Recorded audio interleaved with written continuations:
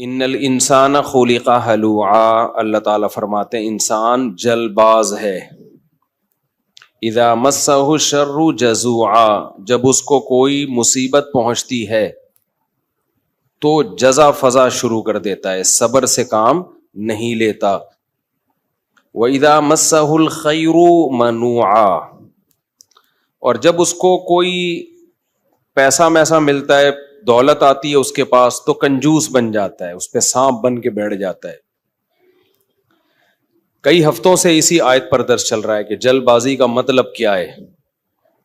جلد بازی کا مطلب یہ ہے، اس پر میں نے کئی دفعہ بیان کیا نا پورا، کہ ہمارے سارے فیصلے اکثر جلد بازی میں ہوتے ہیں. نبی صلی اللہ علیہ وسلم کو دو صفات بہت پسند تھیں، الحلم برداشت، اور سوچ سمجھ کے فیصلے کرنا. طلاقیں جلد بازی میں ہوتی ہیں، مار دھاڑ جلد بازی میں، بہت سارے کام ہمارے جلد بازی میں ہو. کسی کے بارے میں رائے جلدی قائم کر لیتے ہیں، کسی کو اچھا کہنے میں بہت جلدی کرتے ہیں، کسی کو برا کہنے میں بھی بہت جلدی کرتے ہیں.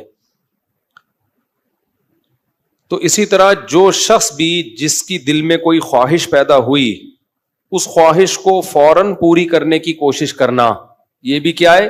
جلد بازی.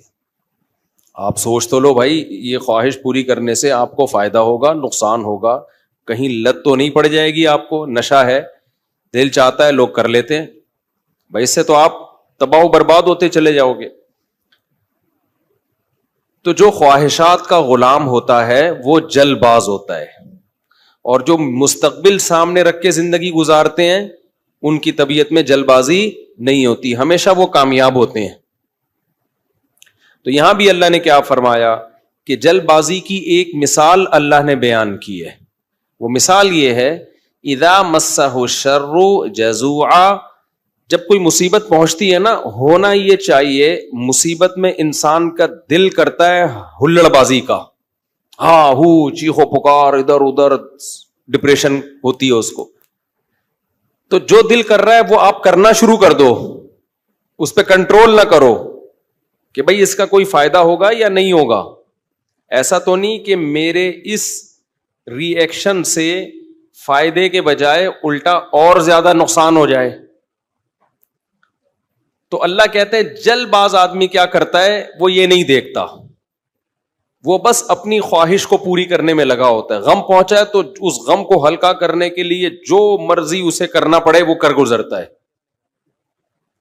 اس کی مثال ایسے ہے نا، آپ نے دیکھا ہوگا، ایک کہیں کوئی واقعہ ہو جائے نا، کوئی دھماکہ ہو جائے، تو جو انویسٹیگیشن کے لیے لوگ وہاں جاتے ہیں وہ کہتے ہیں ہمیں سب سے بڑی مصیبت پتہ ہے کیا ہوتی ہے؟ وہاں عوام جو احتجاج شروع کر دیتی ہے، اس سے کیا ہوتا ہے کہ وہاں جن لوگوں نے کچھ کارروائیاں کی ہیں نا، ان کے ثبوت مٹ جاتے ہیں. ہونا یہ چاہیے، پوری دنیا میں ہم نے ایک اصول دیکھا ہے، جہاں کوئی ایکسیڈنٹ ہو، کوئی واقعہ ہو نا، فوراً وہ روک دیتے ہیں، پورا ایک گھیراؤ میں لے لیتے ہیں کہ انویسٹیگیشن کرنے تو اس میں غلطی کس کی ہے تاکہ اس کو سزا ملے. ہمارے یہاں کیا ہوتا ہے کہ پتہ ہی نہیں چلتا کہ غلطی کس کی ہے، اتنا کراؤڈ اکٹھا ہو جاتا ہے، اتنی عوام دائیں بائیں آگے پیچھے، جس کو پکڑ کے پبلک کوٹنا شروع کر دے تو بس وہی مجرم ہے. یعنی جس کو پہلے تھپڑ لگ گیا نا، سمجھو وہ کیا ہے، بس اسی نے کیا ہے. بہت کچھ الٹا پلٹا ہو جاتا ہے. تو وجہ کیا ہے بھائی؟ اپنے احتجاج فوراً کر لینا کسی بھی چیز پہ، سوچے سمجھے بغیر الزام ڈال دینا کسی کے اوپر. کئی سال پرانی بات ہے، کیس ہمارے سامنے آیا کہ ایک لڑکی کے نمبر پہ کہیں کوئی مس کال آ گئی. یہ گاؤں میں واقعہ ہوا تھا.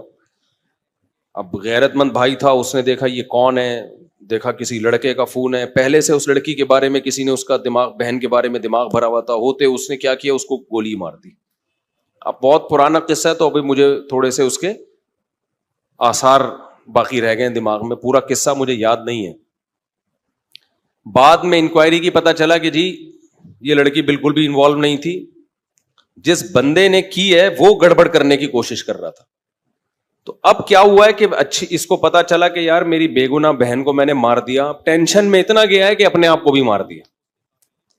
پہلے ایک جرم کیا، ٹینشن سے انکوائری پوری کی نہیں ہے، بھائی پہلے غور تو کر لو, تجزیہ کر لو, کوئی بھاگی تو نہیں جا رہی, دیکھ لو. اور اگر مس کال آئی بھی ہے, کوئی آپس کا ریلیشن بھی ہے, تو اس کا یہ مطلب تو نہیں ہے نا کہ گولی سے ہی اڑا دو. اس کی اسباب پہ غور کرو, اس کی وجوہات پہ غور کرو.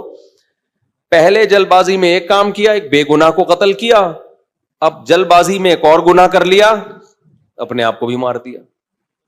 تو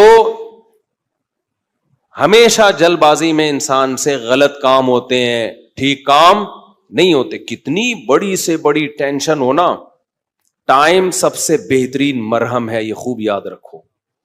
جب میرے پاس کوئی پریشان آدمی آتا ہے نا, جس کو کوئی بہت بڑا غم پہنچا ہو اور اس کی حالت خراب ہو رہی ہو, میں اسے ایک بات لازمی کہتا ہوں کہ وقت سے بہترین مرہم دنیا میں کوئی نہیں. یہ ٹائم گزار لو, اس ٹائم کو کیا کرو, گزارو بس.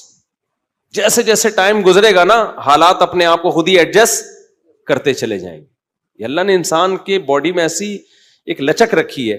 میں نے ایک ڈاکٹر صاحب سے پوچھا, ڈاکٹر صاحب اب پین کلر ایجاد ہو گیا ہے, درد ہوتا ہے, لوگ ٹیکا لگاتے ہیں, پہلے زمانے میں کیا ہوتا تھا؟ داڑھ کے درد کی تکلیف کتنی زیادہ ہوتی ہے نا, داڑھ کا درد ہو رہا ہو, اب تو پین کلر کھا لیتے ہیں لوگ. تو کیا کرتے تھے, 2-4 دن کے بعد تو مرنے لگتے ہوں گے. انہوں نے کہا اللہ نے ایسا سسٹم بنایا ہے, پین جب زیادہ عرصہ چلتا ہے نا, باڈی یا تو وہ خود ہی باڈی اس کو کم کر دیتی ہے, یا وہ فیل ہونا کم ہو جاتا ہے. تو اللہ بھی تو ہے نا, اللہ کی میاں کا بھی تو ایک سسٹم ہے بنایا ہوا. جیل میں جو لوگ قید میں چلے جاتے ہیں,